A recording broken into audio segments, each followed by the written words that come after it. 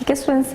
चलिए अब आपने देखा यहाँ पे कि हमारी टोटल कॉस्ट ऑफ प्रोडक्शन यहाँ पर देखा जाए तो 8000 दिया, अगर हम नॉर्मल लॉस को कंसिडर ना करें तो 8000 डिवाइडेड बाय 1000 यानी हमारी cost of production per unit before normal loss हमारी थी 8, ठीक है। लेकिन जब हमने नॉर्मल लॉस को कंसिडर किया तो अब आप देखिए आपकी नॉर्मल, आप निकालिए कॉस्ट पर यूनिट आपकी कितनी निकली, प्रोसेस कॉस्ट पर यूनिट आपकी क्या आ जाएगी स्टूडेंट्स, 7950 डिवाइडेड बाय 900, ठीक है।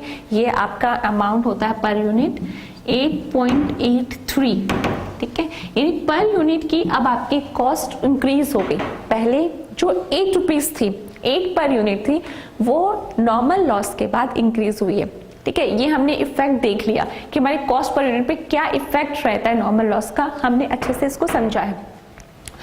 अब एबनॉर्मल लॉस के बारे में समझते हैं। एबनॉर्मल लॉस क्या होता है, देखिए स्टूडेंट्स, जब हम कोई इनपुट डालते हैं, इनपुट्स ऐड करते हैं, उसमें से नॉर्मल लॉस जो हमारा एस्टिमेटेड होता है, नॉर्मल लॉस को माइनस करने के बाद हमारा जो आउटपुट निकलता है वो एक्सपेक्टेड आउटपुट होता है, क्योंकि हमारा नॉर्मल लॉस भी हम एक्सपेक्ट कर रहे थे, एस्टिमेटेड बेसिस पे था, तो हमें जो आउटपुट यहाँ पर मिला हमने उसको कहा एक्सपेक्टेड आउटपुट, ठीक है स्टूडेंट्स। ये हमारा एक्सपेक्टेड आउटपुट रहा। अगर हमारा जो एक्चुअल आउटपुट, आप पीरियड खत्म होने पे जब आपने एक्चुअल आउटपुट देखा, अगर आपका एक्चुअल आउटपुट एक्सपेक्टेड आउटपुट के इक्वल है तो इसका मतलब कोई एबनॉर्मल लॉस नहीं है, सिर्फ आपका नॉर्मल लॉस हुआ था, जो हमारा प्रेजेंट केस में है। हमारा इनपुट यहाँ पे कितना था, 1000 यूनिट्स का, ठीक है स्टूडेंट्स। यहाँ पे हमारे यूनिट्स लॉस्ट कितने हुए, 100। हमने एक्सपेक्ट किया था आउटपुट को 100, 900 एक्सपेक्ट किया था, और हमारा एक्चुअल भी 900 है, ठीक है। यही सिचुएशन है हमारी, तो हम यहाँ पे हमारा और कोई दूसरा लॉस नहीं है सिवाय नॉर्मल लॉस के। यानी यहाँ पे देखा जाए तो हमारा एबनॉर्मल लॉस हमारा नील है, यहाँ पे हमें कोई एबनॉर्मल लॉस नहीं हुआ, ठीक है। ये तो रही हमारी प्रेजेंट सिचुएशन की बात। लेकिन अगर हमारा सपोज करो एक्चुअल आउटपुट कुछ कम आता है एक्सपेक्टेड आउटपुट से, सपोज करिए, ठीक है, ये फिगर, ये आपको समझाने के लिए मैं यहाँ पे फिगर ले रही हूँ। सपोज करो ये फिगर आपकी 850 है, यानी जो आपका आउटपुट अब आया वो 850 यूनिट्स का आया, तो जो 50 यूनिट्स है वो 50 यूनिट्स का क्या माना जाएगा, 50 यूनिट्स हमारी एबनॉर्मल लॉस है, क्योंकि हमने एक्सपेक्ट किया था 900 यूनिट्स का आउटपुट और हमें कितना मिल रहा है 850, यानी एबनॉर्मल लॉस हमारा 50 यूनिट्स का है। समझ में आया? इसका मतलब अपने एबनॉर्मल लॉस को क्या समझा, क्या है एबनॉर्मल लॉस? एबनॉर्मल लॉस एक ऐसा लॉस है जिसको हम एक्सपेक्ट नहीं कर रहे थे, अनएक्सपेक्टेड लॉस है, यानी ये यूजुअल नहीं है, इसलिए इसकी ट्रीटमेंट नॉर्मल लॉस से डिफरेंट होगी, क्योंकि नॉर्मल लॉस तो हम एक्सपेक्ट कर रहे थे, हम एस्टिमेट कर लिया था। एबनॉर्मल लॉस ऐसा लॉस है जो हमारा अनएक्सपेक्टेड लॉस है, ठीक है स्टूडेंट्स। चलिए इस बारे में मैं आपको नोट डाउन करवाती हूँ, ठीक है। आपने एबनॉर्मल और नॉर्मल लॉस के बीच में एक डिफरेंस को समझा है, ठीक है। ये एग्जाम्पल को रीज करते हैं स्टूडेंट्स और हम बात करते हैं अब एबनॉर्मल लॉस की, ठीक है। अब एबनॉर्मल लॉस हमारा अनएस्टिमेटेड अनएक्सपेक्टेड लॉस है। ये क्यों होता है?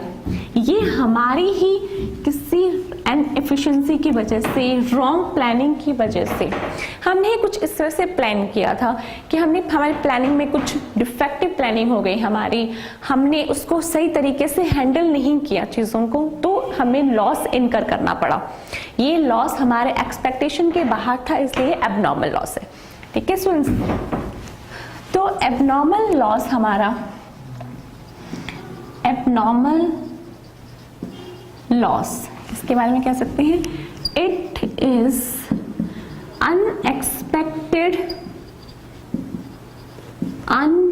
अनयूजुअल लॉस, यानी यूजुअली ऐसा होता नहीं है इंडस्ट्री में, ये हमारा अनएक्सपेक्टेड है, अनयूजुअल लॉस है। नॉर्मल लॉस की जो परसेंटेज है लगभग सेम रहेगी, क्योंकि वो हम एक्सपेक्ट करते हैं, इंडस्ट्रीज में वैसा होता है। एबनॉर्मल लॉस, अगर आपने अच्छे से केयर किया तो एबनॉर्मल लॉस आपका 0 होगा। अगर आपकी केयरिंग में, आपकी प्लानिंग में अगर कोई डेफिशिएंसी है तो उसी तरह से आपके एबनॉर्मल लॉस इंक्रीज होते जाएंगे। ठीक है स्टूडेंट्स, तो ये इसका मतलब क्या है, एक और नेचर क्या है, अवॉइडेबल, या आप इसको अवॉइड कर सकते हैं। It is avoidable because it incurs, किस वजह से होते हैं, because it incurs due to inefficiency, improper handling,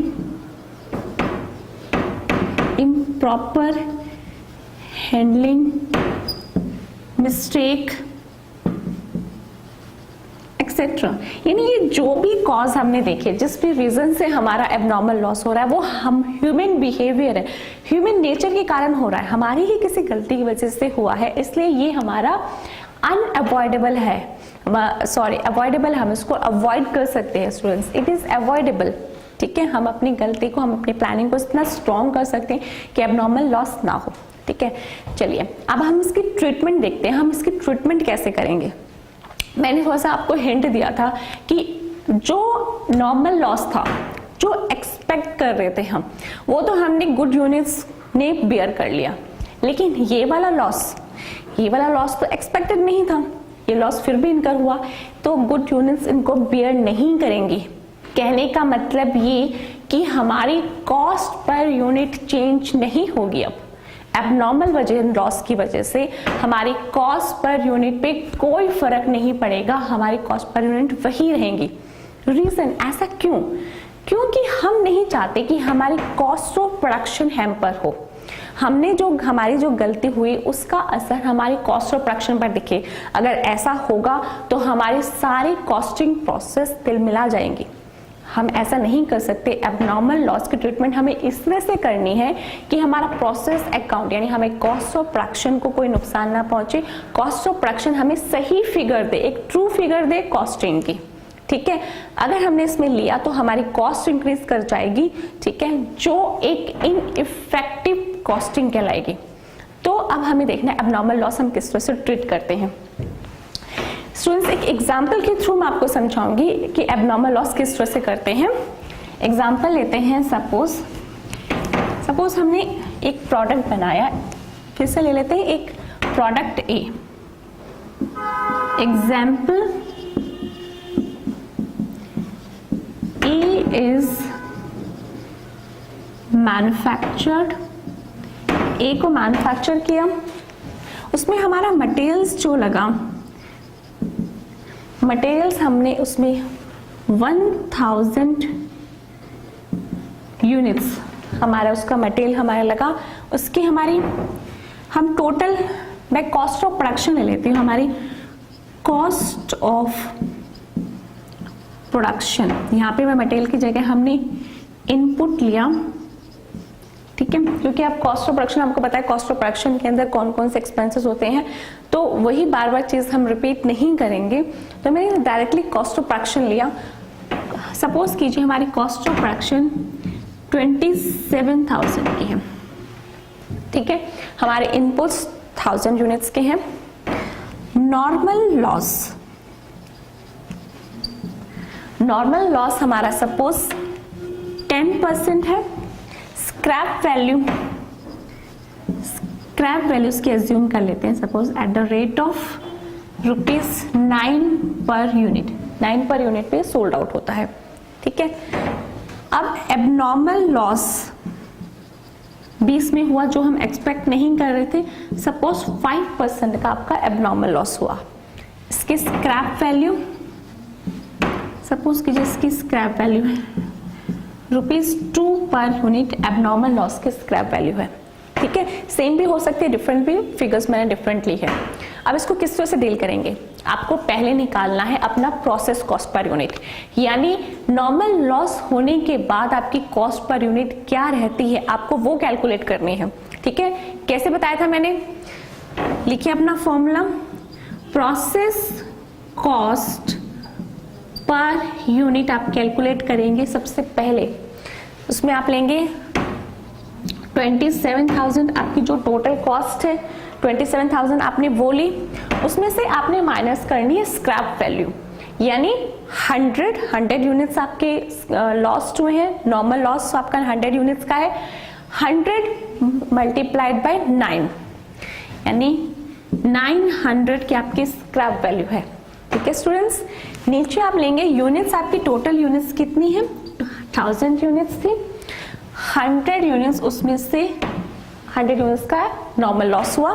तो आप मुझे बताइए कि आपकी प्रोसेस कॉस्ट पर यूनिट कितनी है स्टूडेंट्स, फटाफट से मुझे process cost per unit calculate करके दीजिए। ये आपके ऊपर फिगर आ जाएगी 26,100 डिवाइडेड बाय 900, आपकी प्रोसेस कॉस्ट पर यूनिट कितनी हुई,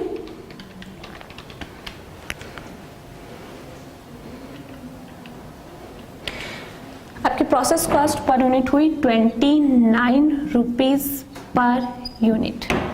ठीक है स्टूडेंट्स, देखिए पहले आपकी ये यूनिट थी 27 की, नॉर्मल लॉस होने के बाद इंक्रीज हो गई, यानी नॉर्मल लॉस हुआ वो गुड यूनिट्स ने बियर किया तो हमारी इंक्रीज करके 29 पर यूनिट हो गई। अब इसी कॉस्ट पे आपको एबनॉर्मल लॉस यूनिट्स को डील करना है, यानी अब एबनॉर्मल जो लॉस हुआ आपका 5% का, वो इसी कॉस्ट पे प्रोसेस अकाउंट में शो होगा। ठीक है स्टूडेंट्स, यानी इसकी जो ये वैल्यू है, जो हमारी जो भी स्क्रैप वैल्यूज की आई, जिस तरह से हमने नॉर्मल लॉस को डील किया उस तरह से हम एबनॉर्मल लॉस को डील नहीं करेंगे। ये एबनॉर्मल लॉस यूनिट्स हमारी किस अमाउंट पे, किस कॉस्ट यूनिट पे शो करेंगे, प्रोसेस कॉस्ट पर यूनिट पे हम वैल्यू करेंगे, प्रोसेस अकाउंट में इसी कॉस्ट में दिखाएंगे students.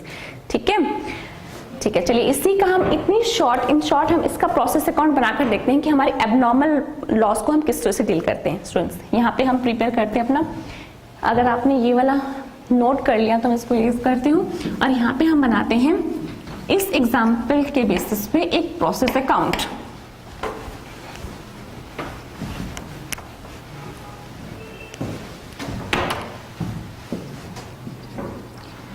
Process account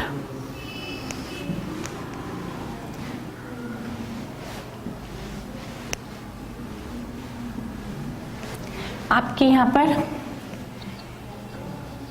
inputs 1000 units का था। ठीक है स्टूडेंट्स, कॉस्ट ऑफ प्रोडक्शन,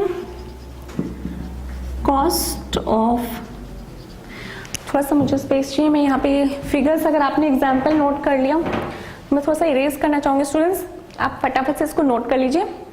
ठीक है, चलिए अब मैं ये चीज थोड़ा सा इरेज करती हूँ यहाँ पर।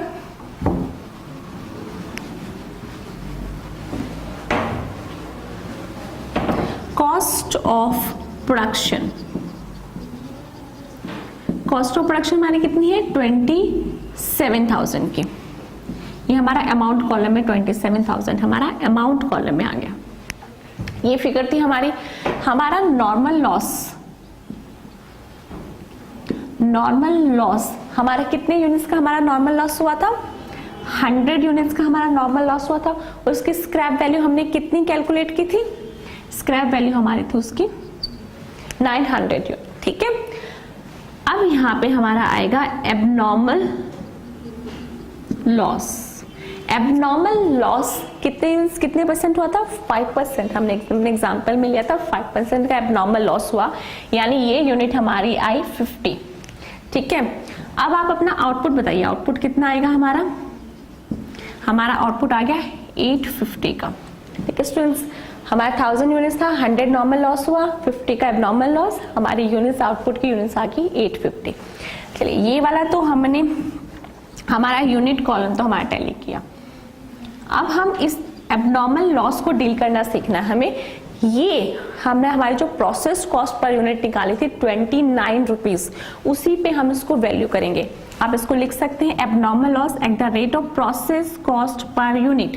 मैंने PCPU लिखा, मतलब प्रोसेस कॉस्ट पर यूनिट पे आप इसको वैल्यू करेंगे, मीन्स 50 मल्टीप्लाइड बाय 29। ठीक है स्टूडेंट्स, 50 मल्टीप्लाइड बाय 29 आपकी इसकी वैल्यू आ जाएगी एबनॉर्मल लॉस की, जो होगी 1450। ठीक है, जो बैलेंसिंग फिगर होगी वो आउटपुट की कॉस्ट ऑफ प्रोडक्शन होगी। अपनी बैलेंसिंग फिगर बताइए मुझे, बैलेंसिंग फिगर कितनी आई, आपके स्टूडेंट्स बैलेंसिंग फिगर आएगी 24,650, यानी अब आप आउटपुट की कॉस्ट ऑफ प्रोडक्शन कितनी हो गई 24,650।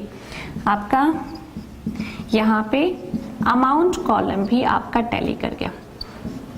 अब देखिए जो बात मैंने कही थी कि जब एबनॉर्मल लॉस जब हम डील करेंगे तो अब हमने प्रोसेस कॉस्ट पर यूनिट को हैम्पर नहीं होने देंगे। देखते हैं वो बात यहाँ पे जस्टिफाई कर रही है कि नहीं कर रही है।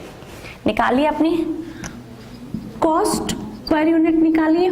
अब यहाँ पे एबनॉर्मल लॉस को हमने डील कर लिया तो हमारी कॉस्ट पर यूनिट देखिए 24,650 डिवाइडेड बाय 850।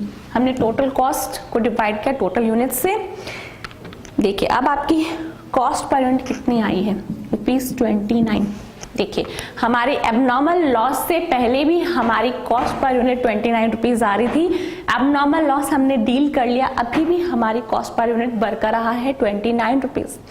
यानी नॉर्मल लॉस का इफेक्ट तो हमने गुड यूनिट्स पे लिया, हमारे नॉर्मल लॉस के कारण हमारी cost of production per unit हमारी इंक्रीज कर गई, लेकिन एबनॉर्मल लॉस के कारण हमने ऐसे नहीं होने दिया। हमारी जो cost of production after normal loss थी वही हमारी आफ्टर एबनॉर्मल लॉस भी है। इसी तरह से हमने एबनॉर्मल लॉस को डील करना है। ठीक है स्टूडेंट्स, एबनॉर्मल लॉस हमेशा प्रोसेस कॉस्ट पर यूनिट पे वैल्यू होगा, प्रोसेस अकाउंट में वही वैल्यू दिखाई देगी। किस वजह से? ताकि हमारी कॉस्ट पर यूनिट हमारी वही रहे जो हमारी आफ्टर नॉर्मल लॉस थी। ठीक है स्टूडेंट्स, हम आपको स्टेप्स लिखवाएंगे कि मैं किस तरह से ये स्टेप्स मैंने किया है नॉर्मल लॉस को कैलकुलेट करने का, ये मैं आपको सारे स्टेप्स लिखवाऊंगी। लेकिन पहले आप इस एग्जाम्पल को और इस प्रोसेस अकाउंट को नोट डाउन करेंगे स्टूडेंट्स। ठीक है, फटाफट से नोट डाउन कीजिए, फिर मैं इसके स्टेप्स आपको note down कराऊंगी।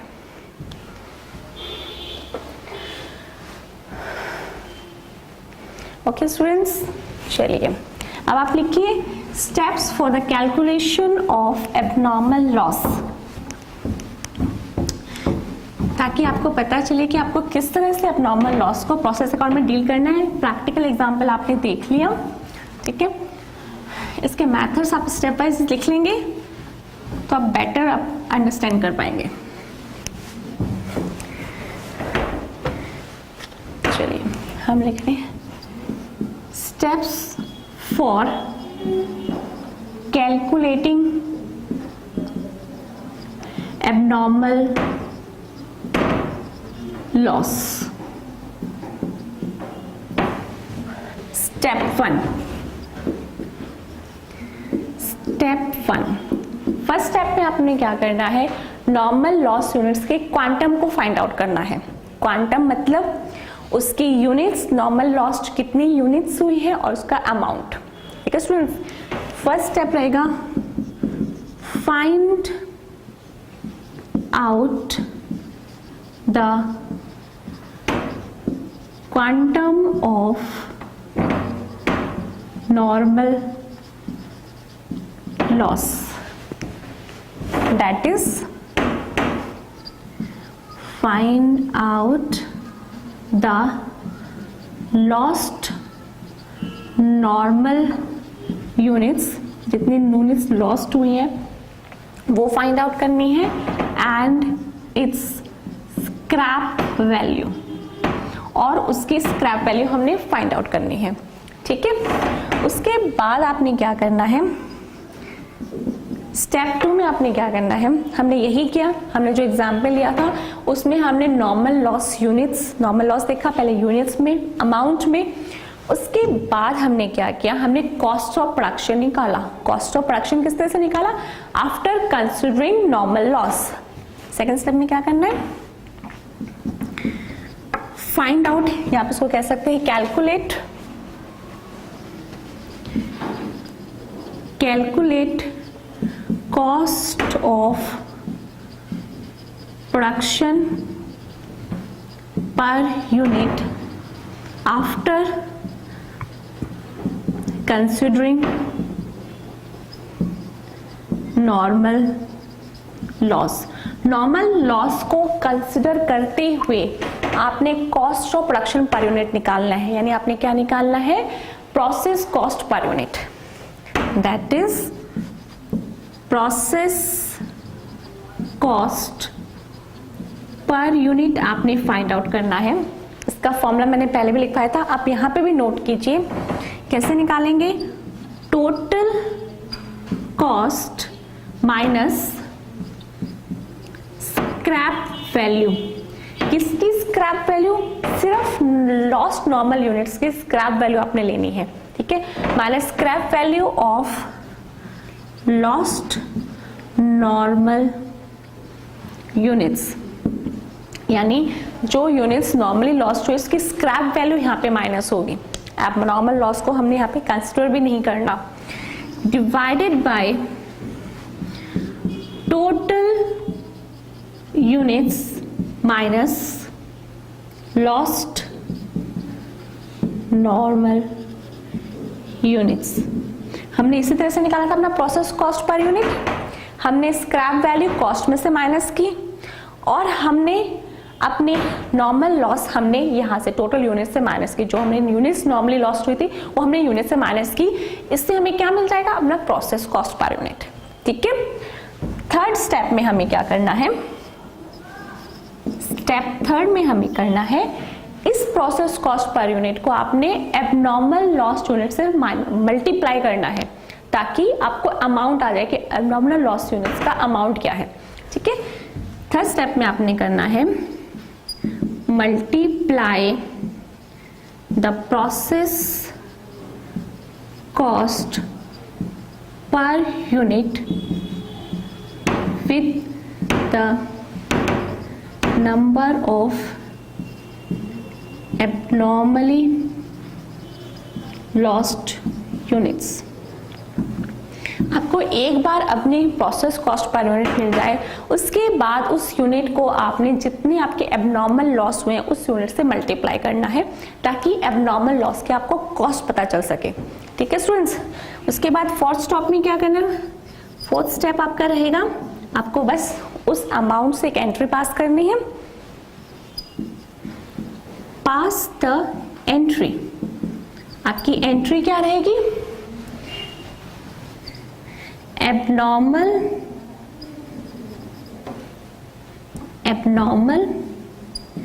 Loss account debit to process account, ठीक है। Abnormal loss account debit to process account. और ये किस अमाउंट से आपकी एंट्री होगी? जो हमने थर्ड स्टेप में आपने कैलकुलेट किया है उस अमाउंट से हमारी एंट्री पास होगी। तो विद द, हम यहाँ पे लिख दें विद द अमाउंट और with the amount calculated in step 3। आपने स्टेप 3 में जो अमाउंट निकाला था उस अमाउंट से आपकी एंट्री पास होगी, ठीक है। हमने एक पहले इसका प्रैक्टिकल एग्जांपल लिया था कि एबनॉर्मल लॉस हम किस तरह से डील करेंगे। अब मैंने इसके सारे स्टेप्स आपको लिखवा दिए हैं। रिकैप लेते हैं फटाफट से। पहले आप क्या करेंगे? नॉर्मल लॉस यूनिट्स, उसको नंबर में फाउंड आउट करेंगे, कितने नंबर कितने यूनिट्स आपके लॉस्ट हुए हैं उसका अमाउंट किस तरह से करेंगे? Units multiplied by scrap value, ठीक है।